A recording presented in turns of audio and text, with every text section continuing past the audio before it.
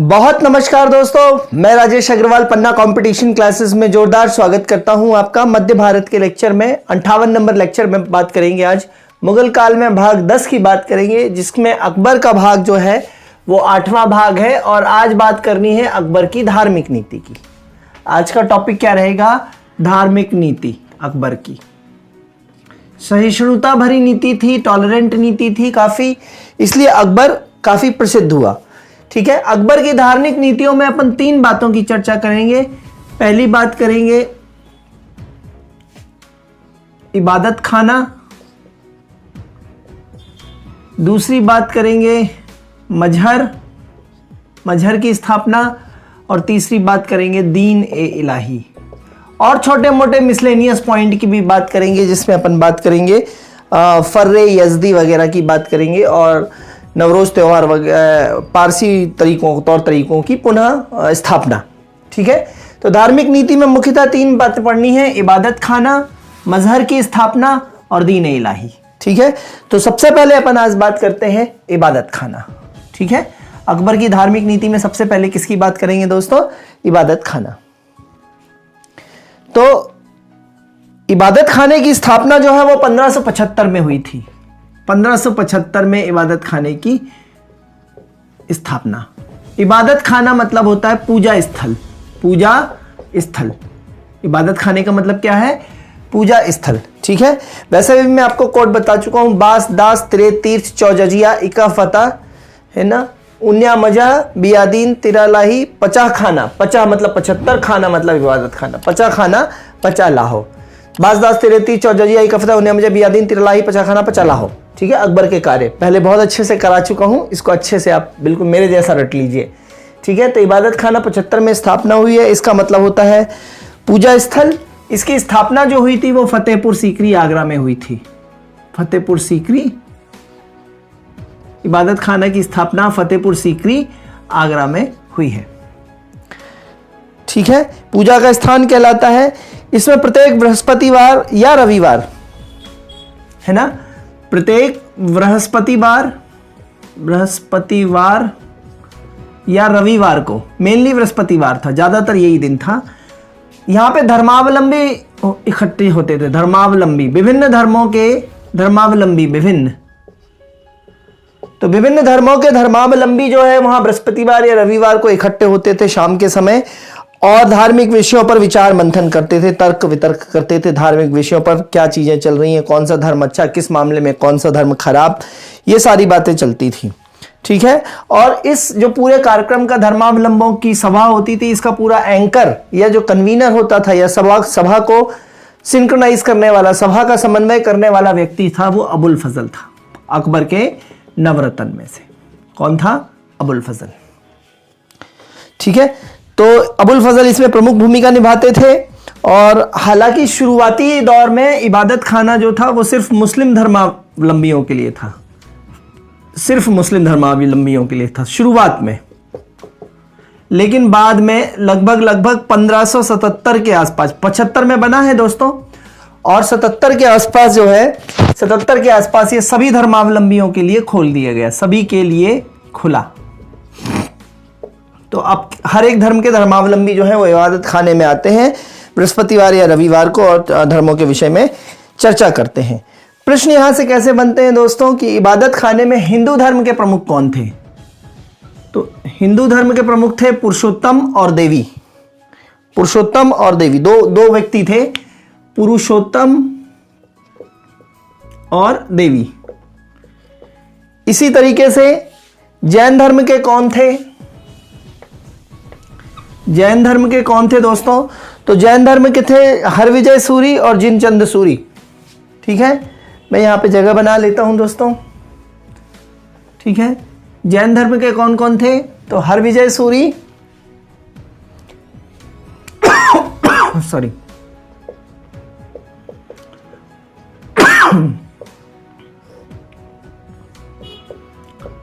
अकबर ने इन्हें जगत गुरु की उपाधि दी।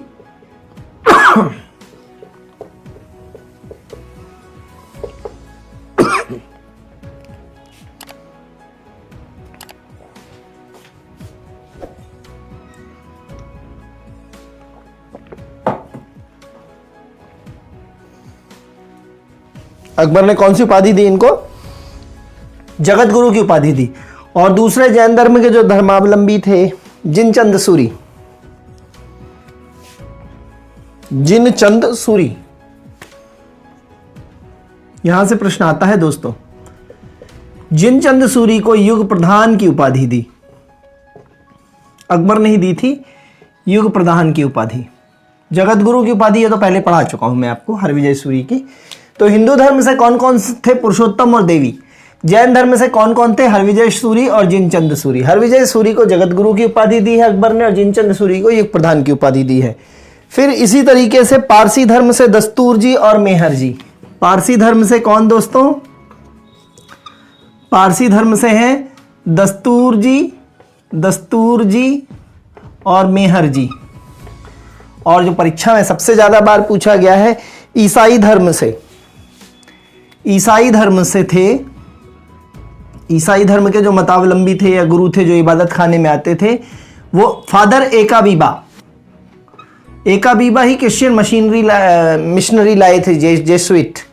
ठीक है, तो एकाबीबा और मोन्सेरात दो लोग थे। ठीक है, तो हर एक धर्मों से कुछ रिप्रेजेंटेटिव्स इबादत खाने में बैठते थे, वो रिप्रेजेंटेटिव्स ये हैं। ईसाई धर्म से कौन है? फादर एकाबीबा और मोन्सेरात। पारसी धर्म से दस्तूर जी, मेहर जी। जैन धर्म से हरविजय सूरी, जिनचंद सूरी। हिंदू धर्म से पुरुषोत्तम और देवी। ठीक है, ठीक है, तो ये वाला याद रखेंगे पॉइंट। अब इतिहास में जो अकबर को जाना जाता है वो धार्मिक सहिष्णु शासक के रूप में जाना जाता है। ठीक है, तो अपनी धार्मिक सहिष्णुता के लिए जाना जाता है, और इसीलिए कहते हैं कि अकबर ने सुलेह कुल की नीति अपनाई। सुलेह कुल, सुलह, हर धर्मों के बीच में सुलह रहे, प्रेम रहे, समन्वय रहे, टॉलरेंस रहे। तो अकबर ने कौन सी नीति अपनाई थी? सुलह कुल, सभी कुलों में सुलह रहे। सभी कुलों मतलब सभी धर्मों में सुलह रहे। तो सुलह कुल की नीति किसने अपनाई थी? अकबर ने अपनाई थी। फिर इसके अलावा अकबर ने झरोखा दर्शन, पैबोस, है ना, और तुलादान। झरोखा दर्शन, पैबोस और तुलादान, ये सारी पारसी प्रथाएं हैं दोस्तों। तो इन पारसी प्रथाओं को शुरू किया, पारसी प्रथाओं को शुरू किया अकबर ने। पैबोस आपको मालूम है बलबन ने शुरू किया था, पैरों को चूमना। झरोखा दर्शन और तुलादान, ठीक है, राजाओं को उसके बराबर से तौला जाता था सोने में, स्वर्ण मुद्राओं में, तो ये सब तुलादान है। तो ये पारसी परंपराओं को शुरू कराया है। फिर अकबर ने विट्ठलनाथ जो वल्लभाचार्य के पुत्र हैं, है ना, अकबर ने विट्ठलनाथ, ये मिसलेनियस पॉइंट है दोस्तों, ये भी मिसलेनियस पॉइंट है, ये भी। विट्ठलनाथ जो कि वल्लभाचार्य के पुत्र हैं, वल्लभाचार्य के पुत्र, है ना, कृष्ण भक्त वल्लभाचार्य, अष्टछाप का जहाज, ये सब, ठीक है, अष्टछाप के कवि। तो विट्ठलनाथ को गोकुल तथा जैतपुर की जागीरें दी। सहिष्णु है दोस्तों, तो जैतपुर की जागीरें दी, मतलब हिंदू राजाओं को भी बड़े पदों पे सुशोभित किया। तो विट्ठलनाथ जो कि वल्लभाचार्य के पुत्र थे, उनको गोकुल तथा जैतपुर की जागीरें दी अकबर ने। और आगे आइएगा तो सिख गुरु जो थे, चौथे सिख गुरु, फोर्थ सिख गुरु रामदास, जो कि सिख गुरु थे, उनको 500 बीघा जमीन दी दोस्तों। कहां? अमृतसर में। और अमृतसर मंदिर जो आज बना है वो 5वें गुरु ने बनाया था, अर्जुन देव ने। ठीक है, तो चौथे गुरु रामदास को अकबर ने 500 बीघा जमीन दी थी। ठीक है, और यहीं पे अमृतसर मंदिर बना, जिसे दरबार साहिब या हरमंदिर साहिब भी कहते हैं। ठीक है, अमृतसर मंदिर, इसी को क्या बोलते हैं? दरबार साहिब या हरमंदिर साहिब, जो अंदर जहां पे बैठे हैं ईश्वर इनके, वो दरबार साहिब या हरमंदिर साहिब या अमृतसर मंदिर। तो अमृतसर मंदिर के लिए जमीन किसने दी है? अकबर ने। चौथे गुरु रामदास को दिया है, और अमृतसर मंदिर पूरा किसने करवाया है? अर्जुन देव, 5वें गुरु सिखों के, उन्होंने पूरा कराया है। तो ये डेटा बहुत ज्यादा इंपॉर्टेंट है, ध्यान दीजिएगा। ठीक है, शिवाजी के गुरु भी थे, ठीक है, रामदास, लेकिन वो ये वाले रामदास नहीं है।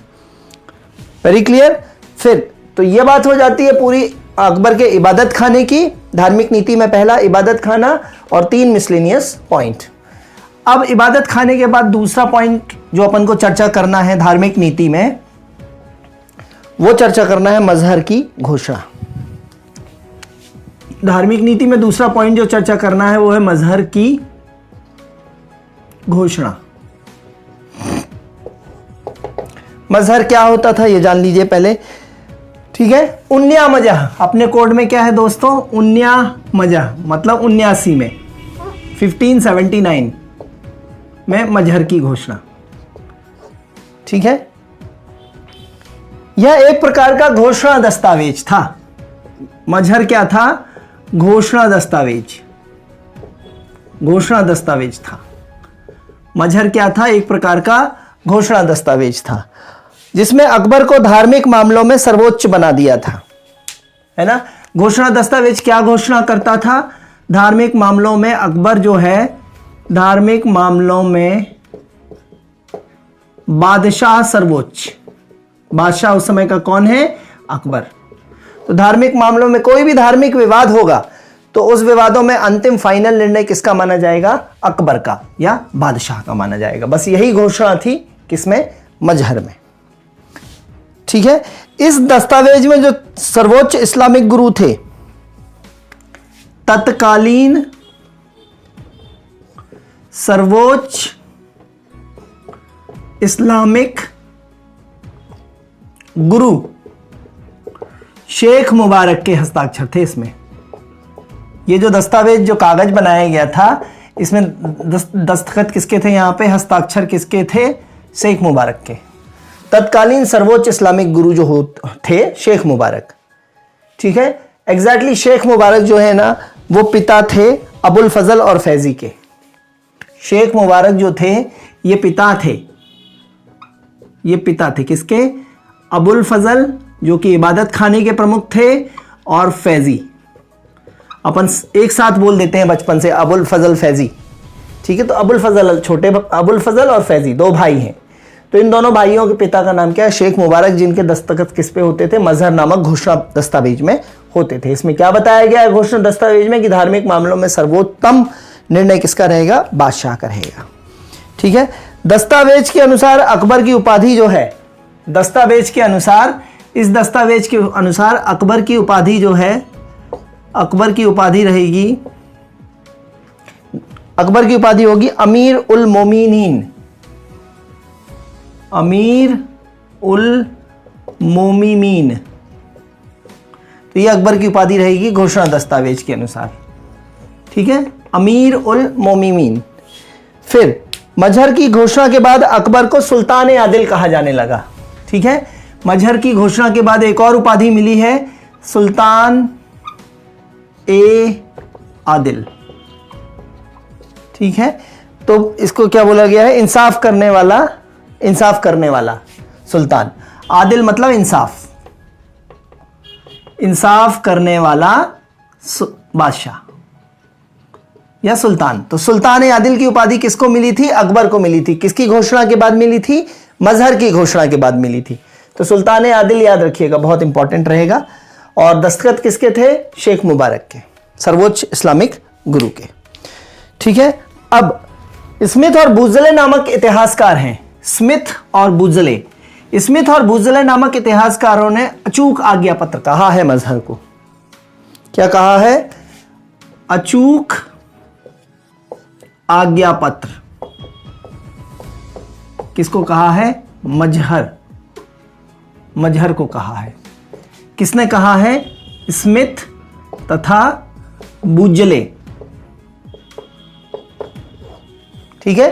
तो स्मिथ तथा बुजले नामक इतिहासकार ने मजहर को अचूक आज्ञा पत्र बोला है। मतलब इसका वार खाली नहीं जाता था, फाइनल निर्णय जो होता था वो अचूक होता था और वो बादशाह का होता था। तो ये हो गई दोस्तों मजहर 79 में। अब बात करते हैं धार्मिक नीति का तीसरा पार्ट, जिसको बोलते हैं दीन ए इलाही।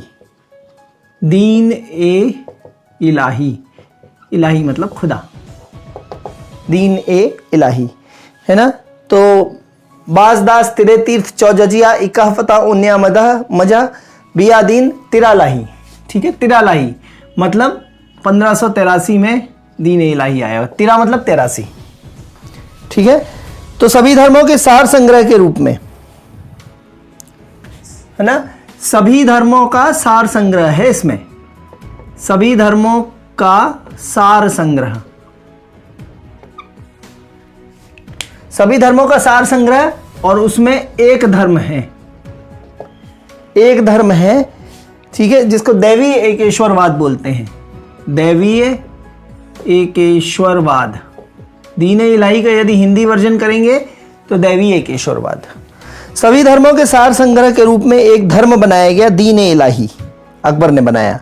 और इसका प्रधान पुरोहित, दीन इलाही धर्म का प्रधान पुरोहित जो था, प्रधान पुरोहित जो था वो अबुल फजल था। किसका बेटा था? शेख मुबारक, शेख रमजान, शेख मुबारक सॉरी, अबुल फजल। दीन इलाही धर्म जो अकबर ने बनाया है, सभी धर्मों का सार संग्रह निकाल के, वो कहां से निकाला होगा सार संग्रह? निश्चित तौर से इबादत खाने से निकाला होगा, ठीक है।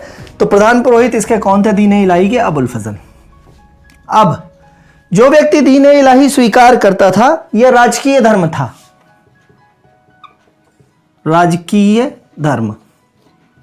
राजकीय धर्म कौन सा था? दीन इलाही। प्रश्न पूछ लेगा राजकीय धर्म कौन सा था अकबर के समय? दीन इलाही, मजहर, इबादत खाना, तो आंसर हो जाएगा दीन इलाही। तो राजकीय धर्म था, और जो इस धर्म को स्वीकारता था, है ना, वह अपनी पगड़ी एवं सिर के, है ना, जो दीक्षा लेगा इस धर्म की, दीक्षा लेने वाला जो है वो अपनी पगड़ी प्लस सिर को अकबर के चरणों में रखता था,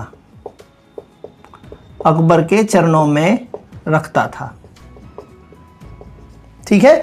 तो दीक्षा लेने वाला व्यक्ति जो है अपने सिर और अपनी पगड़ी को अकबर के चरणों में रखता था, फिर अकबर उसको उठाता था और एक शस्त्र देता था, शस्त्र नहीं शस्त्र देता था, ठीक है।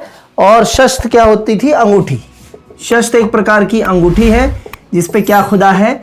अल्लाह अकबर, अल्लाह अकबर या अल्लाहू अकबर, जो भी बोलते हैं आप, अल्लाह अकबर, ठीक है। तो अब जो अकबर के पैरों पे पड़ा हुआ है पगड़ी और सिर उस आदमी का, और अकबर उसको उठा रहा है और एक अंगूठी पहना रहा है, शस्त्र पहना रहा है, शस्त्र मतलब अंगूठी होता है, और इस अंगूठी में क्या खुदा हुआ है? अल्लाह अकबर खुदा होता है, ठीक है। इस धर्म का जो अनुयायी था वो जीते जी श्राद्ध देता था, जीते जी श्राद्ध देता था, अपनी भोज, जीते जी श्राद्ध देता था, और मांस नहीं खाता था। मांस नहीं खाना भी इसकी एक शर्त थी। तो जीते जी श्राद्ध और मांस नहीं खाना, यह भी एक दीन इलाही की शर्त थी। आपको जानकर ये बड़ा नयापन लगेगा कि दीन इलाही को स्वीकारने वाला पहला व्यक्ति जो था वो बीरबल था।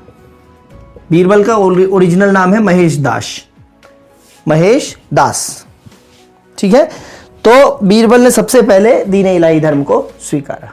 तो ये दीन इलाही की सब इंपॉर्टेंट बातें बताई मैंने आपको।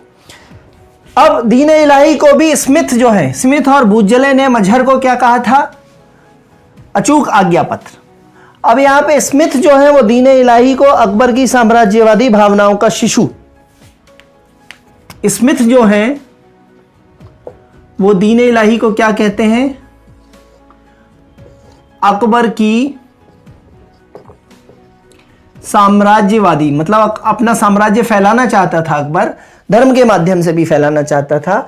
तो अकबर की साम्राज्यवादी भावनाओं का, अकबर की साम्राज्यवादी भावनाओं का शिशु, मतलब शुरुआत, एवं महत्वाकांक्षाओं का धार्मिक जामा है, धार्मिक जामा है। जामा मतलब कवर, है ना। पैजामा, पैरों को जो कवर करता है वो पैजामा, तो जामा मतलब कवर करने वाला, पै मतलब पैर, पैजामा, ठीक है। तो अकबर की जो साम्राज्यवादी नीतियां थी, विस्तारवादी नीतियां थी, औपनिवेशिक नीतियां थी, एक्सटेंशन वाली नीतियां थी, और राज्यों को जीतने वाली नीतियां थी, साम्राज्यवादी भावनाओं का ये शिशु था। मतलब यहीं से अकबर ने कहीं ना कहीं अपनी चीजें चारों तरफ फैलाने की कोशिश कर दी है। शुरुआत है, शिशु है। और अकबर की महत्वाकांक्षाओं का एक क्या है? धार्मिक जामा, मतलब सभी को इस्लामियत की ओर ले जाना। ठीक है। तो महत्वाकांक्षाओं का धार्मिक जामा भी था, लेकिन बहुत सॉफ्ट तरीके से, ठीक है। तो ये दीन इलाही के लिए बोला है किसने? स्मिथ ने बोला है, ठीक है। फिर इसी में और पॉइंट है कि अकबर धार्मिक सहिष्णुता के चलते अकबर ने और धर्म के लोगों को जो उदारता और स्वतंत्रता दे रखी थी, लाहौर और आगरा में गिरजाघर बनाने की इजाजत दी। लाहौर और आगरा में गिरिजाघर, चर्च बनाने की इजाजत दी। ये है ना, ऊपरी तौर पे ये क्या बताती है कि अकबर जो है सभी धर्मों के लिए सहिष्णु है, लेकिन असली चीज जो ये स्मिथ बता गए हैं, स्मिथ के हिसाब से ये है, ठीक है। साम्राज्यवादी भावनाओं का शिशु है। दीन इलाही का एक अन्य नाम भी है तौकीद ए इलाही। तौहीद ए इलाही। तो दीन इलाही का अन्य नाम है तौहीद ए इलाही। दीन इलाही का अन्य नाम क्या है दोस्तों? तौहीद ए इलाही। और अकबर की भूल का स्मारक बोला है स्मिथ ने इसको। स्मिथ ने दो चीजें बोली हैं, एक तो साम्राज्यवादी भावनाओं का शिशु, और दूसरा क्या बोला है? अकबर की भूल का स्मारक। अकबर की भूल का स्मारक, मॉन्यूमेंट ऑफ, ठीक है, the foolishness of Akbar. Monument of the, भूल को इंग्लिश में क्या बोलेंगे? कुछ मिस्टेक, है ना। तो monument of the mistake of Akbar. तो स्मिथ ने अकबर की भूल का स्मारक बोला है किसको? दीन इलाही को, ठीक है। तो ये तीन नीतियां हो गई दोस्तों, इबादत खाना, मजहर और दीन इलाही। अब एक मिसलेनियस पॉइंट धार्मिक नीति में और ध्यान दीजिए। अबुल फजल ने अकबर के समक्ष फर्रे यजदी, अबुल फजल ने अकबर को क्या कहा? फर्रे यजदी का सिद्धांत अकबर को, अबुल फजल ने। फर्रे यजदी का मतलब क्या है? कि अकबर के अंदर आग, हवा, पानी और भूमि है। अकबर के अंदर क्या क्या है? आग, हवा, भूमि और पानी। जैसे अपन बोलते हैं ना, हमारा शरीर पंच तत्वों का बना है, तो अकबर के अंदर ये चार तत्व हैं। पांचवा तत्व कौन सा नहीं है? आकाश नहीं है। ये प्रश्न सीधा सीधा बनेगा। अबुल फजल ने फर्रे यजदी के सिद्धांत में अकबर को किस चीज से बना हुआ बताया है? आग, हवा, भूमि और पानी। जैसे अपन पंच तत्वों से मनुष्य का शरीर बना होता है हिंदू धर्म के अनुसार, उसी तरीके से अकबर को चार चीजों से बना हुआ बताया है, आग, हवा, भूमि और पानी। लेकिन ध्यान दीजिएगा, आकाश नहीं बताया है, तो ये छोड़ दिया है, ये ध्यान दीजिएगा। फिर अबुल फजल की आईने अकबरी जो लिखी है इन्होंने, उसमें 12 अध्याय हैं। इसमें कितने अध्याय हैं? आईने अकबरी बाद में चर्चा करेंगे, अभी अपन आईने अकबरी की। इसमें 12 अध्याय हैं, ठीक है। आगे चर्चा करेंगे कार्यों में जब बात होगी तो। फिर अकबर के दरबार में 3 ईसाइयों का जेसुइट मिशन आया था 1580 में। मिसलेनियस पॉइंट देख लीजिए, धार्मिक नीतियां चल रही हैं ना, तो 3 पादरियों का अकबर के दरबार में 3 पादरी, और इनका कौन सा मिशन था? Jesuit mission. कब आया था? 1580 में। किसके नेतृत्व में? फादर एका बीबा। पढ़ चुके हैं अपन इबादत खाना में, तो 1580 में। तो अकबर के दरबार में 3 पादरियों का एक मिशन आया था भारत, जेसुइट मिशन जिसको बोला गया, जेसुइट मिशन। और 1580 में एका बीबा के नेतृत्व में ये फतेहपुर सीकरी में आया था। कहां आया था? फतेहपुर सीकरी में आया था। क्लियर है? फिर 1565 में आपको मालूम है सती प्रथा पर रोक लगी थी, अपने कोड में शामिल नहीं है। तो 1565 पर सती प्रथा पे रोक। अकबर के कुछ अन्य कार्य है, वन लाइनर है 4-5, वो देख लीजिए। तो सती प्रथा पर रोक ये अपने कोड में नहीं है। कौन वाले कोड में? बासदास तिरे तिरचो जजिया इकफता उन्या मजब यादी तिरलाही पचाखाना पचला हो। तो सती प्रथा पर रोक 1565 में अकबर ने लगाई थी, पहला पॉइंट। फिर आगे बात करेंगे 1580 में दहसाला बंदोबस्त, टोडरमल। ये दहसाला बंदोबस्त बाद में बात करेंगे डिटेल में, जब मुगल काल का अपन भू राजस्व की बात करेंगे। तो 1580 में दहसाला बंदोबस्त, आपको अभी सिर्फ सन बता रहा हूं। लड़कों के विवाह की उम्र 16 और लड़कियों की 14, ये अकबर के समय थी। लड़के के विवाह की उम्र क्या थी? 16 और लड़की की क्या थी? 14। ये सब अकबर ने किए हैं अपने समय। इसके बाद वैश्याओं के लिए अलग से एक शैतानपुर बस्ती बनाई है। वैश्या जो है, वैश्या के लिए शैतानपुर बस्ती, शहर से बाहर शैतानपुर बस्ती, प्रोस्टिट्यूशन के लिए। अगर शहर के अंदर प्रोस्टिट्यूट्स आ जाए तो समाज में बहुत तेजी से अराजकता और गंदगी फैलेगी। ठीक है, तो शैतानपुर बस्ती अलग से बनाई। अकबर ने अनुवाद विभाग बनाया। अकबर ने क्या बनाया? अनुवाद विभाग। मेरे ख्याल से कंफर्म करिएगा, 1577 में अनुवाद विभाग की स्थापना आया है। और शाही चित्रशाला, अनुवाद विभाग और शाही चित्रशाला विभाग। अनुवाद विभाग की स्थापना इसलिए करी क्योंकि इतने बड़े बड़े हिंदू ग्रंथ थे, उन ग्रंथों का सभी का फारसी में अनुवाद कराने के लिए अनुवाद विभाग की स्थापना 1577 में कराई। और शाही चित्रशाला विभाग भी ध्यान दीजिएगा, शाहजहां ने नहीं करवाया है, जहांगीर ने नहीं करवाया है चित्रशाला विभाग। शाही चित्रशाला विभाग जो है वो अकबर ने स्थापित कराया है, कंफ्यूज नहीं करना। और 1570 में अकबर ने मनसबदारी, बहुत ज़्यादा इंपॉर्टेंट, बहुत डिटेल में बात करेंगे।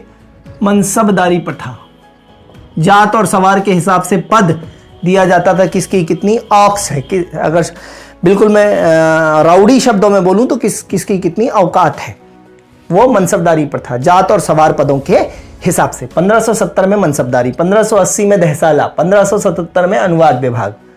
ठीक है, तो ये सन आपको रटे रहने चाहिए बिल्कुल।